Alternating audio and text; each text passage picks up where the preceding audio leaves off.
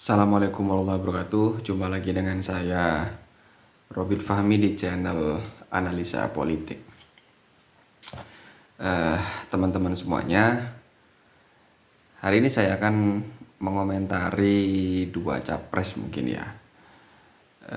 Dua capres yang saya rasa sudah mulai tertinggal dari satu capres. Semuanya kan hari ini ada tiga yang selalu berada di atas lah. Selalu berada di nomor 3, 1, 2, 3. Ada tiga nama. Kita tahu ada Prabowo Subianto, terus kemudian ada Ganjar Pranowo, dan ada Anies Baswedan. Nah, dari ketiga nama ini saya akan mengomentari Ganjar Pranowo dan Anies Baswedan. Karena kemarin saya sudah memberikan prediksi bahwa nantinya Prabowo yang akan menang. Tentunya dengan analisa yang menurut saya itu bakalan terjadi di Februari nanti. Tapi kalau teman-teman punya pendapat yang berbeda ya silahkan. Nah, ini ada dua hal yang menurut saya menjadi keresahan ya bagi dua capres, yaitu Ganjar dan Anies Baswedan. Ini sepertinya dia ya sebagaimana disampaikan oleh banyak pengamat politik bahwa dia sudah kehilangan panggung. Anies sudah mulai redup, terus kemudian Anies sudah mulai dilupakan. Ya karena satu, Anies adalah capres yang pertama dideklarasikan oleh partai politik. Sebelum partai politik lainnya itu mengumumkan siapa capresnya, Nasdem sudah berani mengumumkan bahwa dia mengusung Anies Baswedan sebagai capres. Nah, kala itu posisi Anies masih sebagai gubernur DKI Jakarta, sehingga dia selalu menjadi sorotan media massa. Dia melakukan apapun selalu menjadi sorotan. Nah, dari sana dia selalu mendapatkan panggung. Oleh karenanya namanya selalu jadi pembicaraan di sosial media. Tapi setelah Anies ini turun dari posisi sebagai gubernur, dan memang sejak awal Anies dan Nasdem walaupun mengusung jargon perubahan, dia tidak berani mengkritik pemerintah karena Nasdem masih setengah hati untuk benar-benar memposisikan diri sebagai oposisi. Dia masih membiarkan tiga kadernya untuk menduduki jabatan menteri. Nah, makanya kemudian Anies yang sepertinya ingin melangkah tidak. Sehingga narasi oposisi, narasi perubahan itu tidak segera tersampaikan hingga akhirnya hari ini Anies mulai terlupakan. Bahkan bukan hanya terlupakan, bisa jadi terancam bubar. Kalau saya melihatnya dari tiga partai politik ini sebetulnya mungkin sudah lelah ya. Mengusung Anies itu sudah lelah karena jarak hasil surveinya itu terlalu jauh dengan yang nomor satu. Jadi tiga partai ini mulai lelah dan kemudian saling berbenturan satu sama lain dan mungkin membiarkan masing-masing partai untuk lebih dulu keluar dari koalisi. Sama-sama malu-malu untuk keluar dari koalisi, tapi biarkan dia keluar dulu lah. Yang pada intinya sama-sama, kalau saya membacanya, sama-sama menginginkan koalisi ini buyar. Karena kalau dilihat dari awal selalu diganggu ya, terus kemudian Anies disorot KPK soal Formula E, Demokrat mau dicopet oleh Muldoko. Dan semakin eh, berjalan ke depan, koalisi perubahan ini jalannya semakin tidak stabil. Makanya kemudian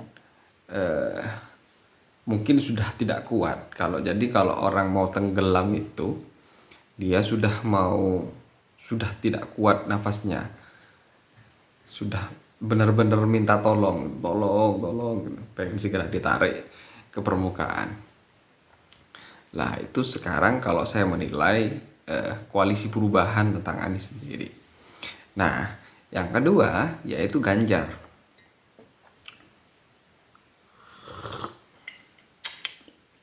Ganjar ini saya melihatnya juga konyol ya. Konyolnya kenapa? Ganjar ini dia posisinya sekarang masih sebagai gubernur Jawa Tengah. Harusnya dia bisa memanfaatkan posisinya ini untuk mencari panggung gitu ya. Mencari panggung, misalkan belusukan, terus kemudian apalah yang bisa disorot oleh media. Dan anehnya dia justru tidak fokus di wilayahnya di Jawa Tengah. Dia seringkali muncul jalan-jalan, ya dulu pernah jalan-jalan di kota saya di Jember, bahkan jalan-jalan ke daerah lain. Dan yang terbaru, dia sampai nelpon PJ Heru Budi Hartono ya, PJ Gubernur DKI, ya menyampaikan apa ya, persoalan warga lo ini sebetulnya Pak Ganjar ini apakah sudah tidak mampu mengurusi daerahnya Jawa Tengah sehingga kemudian ikut cawe-cawe ngurusi Jakarta. Apakah kemudian merasa bahwa Jawa Tengah itu tidak ada kelebihan yang bisa menjadikan dirinya atau namanya terangkat, sehingga kemudian pengen numpang tenar lewat DKI itu. Ini kan konyol Ganjar ini. Menurut saya sih konyol.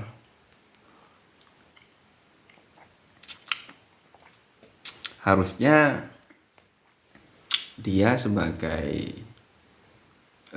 gubernur Jawa Tengah ya bisa memanfaatkan momen ini sebelum masa jabatannya berakhir untuk terus disorot media. Tapi hari ini saya melihat Jawa Tengah yang muncul di TikTok ya, di medsos, lebih banyak unsur negatifnya, seperti halnya banjir, terus kemudian kemacetan, kemudian jalan yang berlubang. Wah, itu menjadi pembicaraan menarik itu. Bahkan videonya ada yang diedit tuh ya.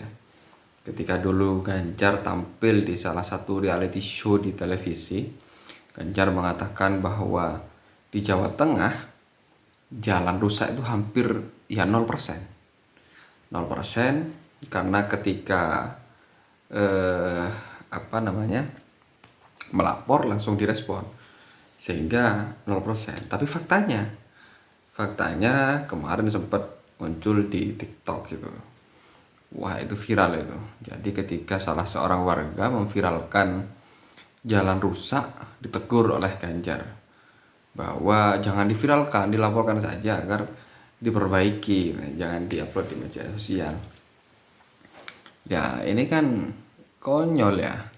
Bahkan videonya juga ada yang viral ketika seseorang naik mobil mungkin atau sepeda ya. Dia ketika melewati Jawa Tengah, jalannya gronjal. Jadi kendaraannya itu gronjal-gronjal, kelihatan kalau jalannya itu tidak enak. Tapi ketika sudah melewati Jawa Tengah dan masuk ke Jawa Timur, langsung seketika mobilnya itu tidak bergetar lagi, tidak goyang-goyang. Mungkin karena faktor jalannya halus ya. Nah, ini yang kemudian mungkin menjadi salah satu faktor kenapa elektabilitas Ganjar ini ya tidak jauh beda dengan Anies, walaupun Anies jaraknya jauh tapi Ganjar semakin turun, semakin meredup. Makanya kemudian PDIP itu mengambil langkah mengkritik. Jadi sudah tidak lagi ofensif, tidak lagi defensif, tapi ofensif, menyerang.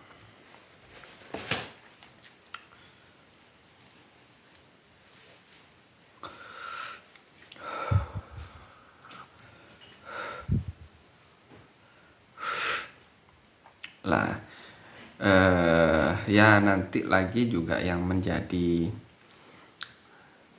support mungkin apakah itu bisa menjadikan surveinya bakal naik, tambah naik, atau justru semakin turun ya. Ganjar ini sudah dideklarasikan oleh PDIP bahwa dia sebagai capresnya. Anies sudah dideklarasikan oleh Nasdem bahwa dia sebagai capresnya. Prabowo ini belum dideklarasikan, tapi hanya sebatas keinginan Munas Gerindra untuk mengusung Prabowo sebagai capres. Terus kemudian kesepakatan dengan PKB bahwa Prabowo sebagai capres, Caimin sebagai cawapres. Belum deklarasi, tapi secara survei Ganjar sudah kalah dan Prabowo berada di peringkat pertama hasil survei. Makanya kemudian ya kebingungan. PDIP hari ini posisinya sebagai partai penguasa dengan pemilik kursi terbanyak di DPR. Tapi ya wallahu alam. Kita lihat saja nanti siapa nanti yang bakalan menjadi pemenangnya. Bagaimana menurut teman-teman semuanya? Silahkan komentarnya. Sekian dari saya. Assalamualaikum warahmatullahi wabarakatuh.